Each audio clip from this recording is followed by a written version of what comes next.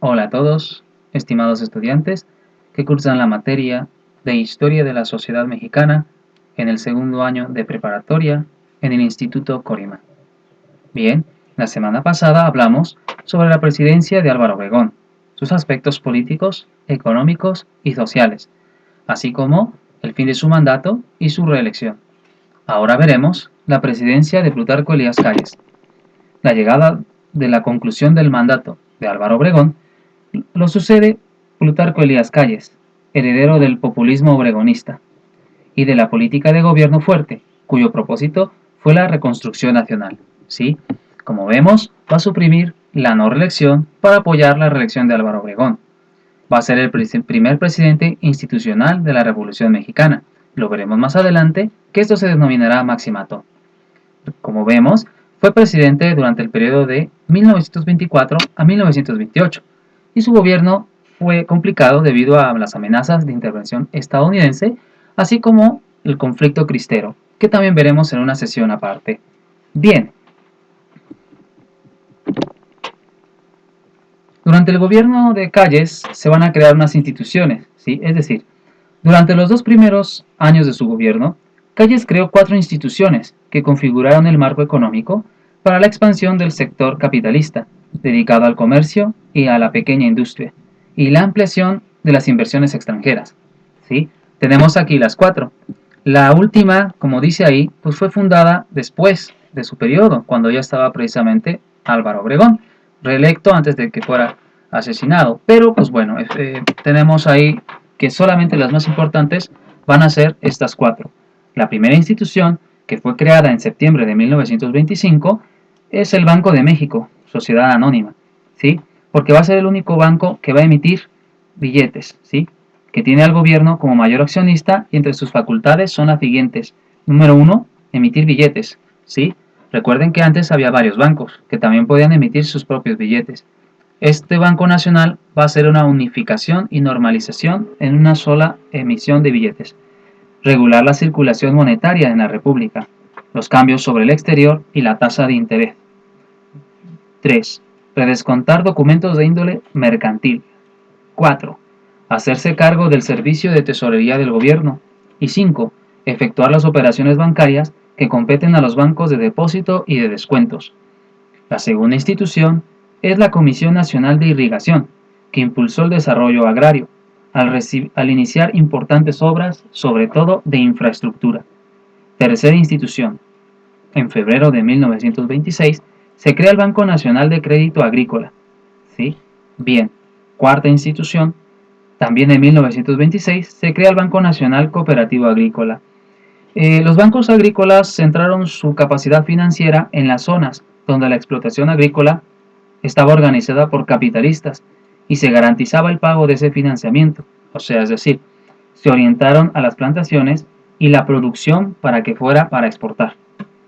Para este gobierno posrevolucionario, la política económica por seguir tenía un claro objetivo: desarrollar al país de acuerdo con el modelo capitalista y con base en el capital extranjero, favoreciéndolo y brindándole toda clase de garantías gubernamentales. Ello implicaba la vulnerabilidad del sistema financiero, pues si bien para fines de 1925 había un superávit de 21 millones de pesos, como las finanzas dependían en gran medida de los impuestos del petróleo, cuyos precios en el ámbito internacional se desplomaron para 1926, se generó una grave crisis que se agudizó por la caída del precio de la plata. Sí, efectivamente, la política económica se relacionó con la producción petrolera, porque existían poderosos intereses, ¿sí? Las compañías extranjeras explotaban ese recurso, pero a la baja, pues de 182 millones de barriles de petróleo extraídos en 1922, en 1928 fueron producidos solo 50 millones. Las empresas petroleras dejaron de obtener ganancias y el Estado impuestos, ¿sí? Efectivamente, pues es que esto viene por la consecuencia de la recesión mundial, ¿sí? La economía en varios países entró en recesión. Estados Unidos, Inglaterra, Alemania y otras naciones capitalistas afrontaron una severa crisis entre 1929 y 1933, ¿sí? Entonces, bueno, esa va a ser la situación. Eh, Vamos al asunto de las leyes. ¿Sí? Bueno, va a crear estas leyes que tenemos acá, que es la ley de pensiones civiles, ley de seguridad social, ¿sí? Ley reglamentaria del artículo 27, ¿sí? La sumisión de las empresas extranjeras a los tribunales nacionales y limitaba el alcance de concesiones extranjeras. Ley reglamentaria del artículo 130, que, bueno, ahí estaba, dice, restringía la intervención religiosa en la política del Estado. Bueno, más bien el artículo 130 va a abarcar precisamente la prohibición del culto externo de las iglesias, por ejemplo, que no podían hacer procesiones, ¿no? Por ejemplo, ahora es muy común que se hacen las procesiones de Semana Santa y vemos ahí las imágenes y todo lo que es los deberes religiosos para ese momento, o cuando es Corpus Christi, o cuando hay una fiesta de algún santo, por lo regular vemos que hay una procesión de una fiesta religiosa.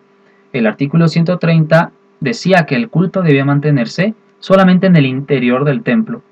También, por ejemplo, cuando se desata el conflicto cristero, esta ley se va a recrudecer, porque ahora, inclusive si en las casas de las personas había cruces, las personas podían ser multadas por tener una imagen religiosa o por dar catecismo o por hablar a sus hijos de religión, ¿sí? También este artículo va a limitar el número de sacerdotes a que sean solamente nacionales y que los sacerdotes extranjeros fueran expulsados, así como la regulación del culto y de los sacerdotes por medio de una credencial, ¿vale? Entonces, efectivamente, ahí tenemos eso. Sí. En economía. Bueno, su nueva política económica tenía los objetivos siguientes. Número 1, crear una moneda estable, ¿sí? Un presupuesto equilibrado y una hacienda sana. Segundo, buscar una política financiera adecuada, ¿sí?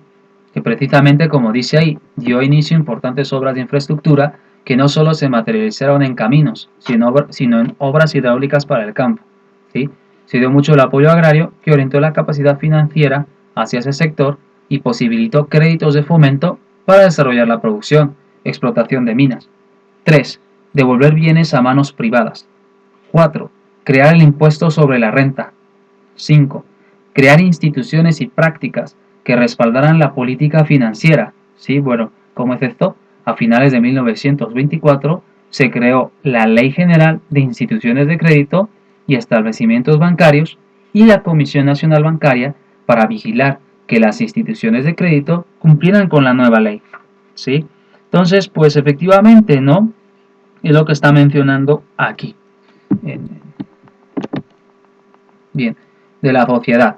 Efectivamente, en aspectos sociales, estamos hablando de un país de 60% agrario, es decir, la mayoría de los mexicanos se continuaban dedicándose al campo, ¿sí? Y bueno, también a nivel social va a haber la presión por los famosos tratados de Bucareli o por las concesiones del petróleo, ¿sí? Que hemos hablado durante el porfiriato, que estaba en manos de empresas inglesas y norteamericanas. Como hablamos hace un momento, gracias al artículo 130 se desata lo que sería el conflicto cristero, ¿sí? Que bueno, aquí lo menciona, pero lo vamos a hablar con mayor detalle en la siguiente sección. Sin embargo, en sociedad podemos hablar un poco de la política laboral, ¿sí? Es que el gobierno de Calles utilizó líderes como Luis Napoleón Morones y organizaciones obreras como la Confederación Regional Obrera Mexicana, o sea, CROM, para someter a más de 1 millón de afiliados y para controlar y reprimir huelgas y paros, como el caso de los mecánicos de los ferrocarriles nacionales, cuyos líderes fueron encarcelados. Organizaciones como la Confederación General de Trabajadores, fundada en 1921, agrupaba a ferrocarrileros, petroleros y otros de tendencia burguesa y antibolchevique, pero sin mayor relevancia. En resumen, pues el gobierno de Calles utilizó la represión y la cárcel como respuesta del Estado, a pesar de que en la Constitución se establecían los derechos ciudadanos de petición y huelga. Maximato, bueno, efectivamente, lo vamos a ver también en una tercera clase, pero bueno, esto lo dejamos pendiente, ¿sí? Religión y educación, bueno, ahí vamos a hablar de lo siguiente. Este gobierno impulsó decididamente la educación.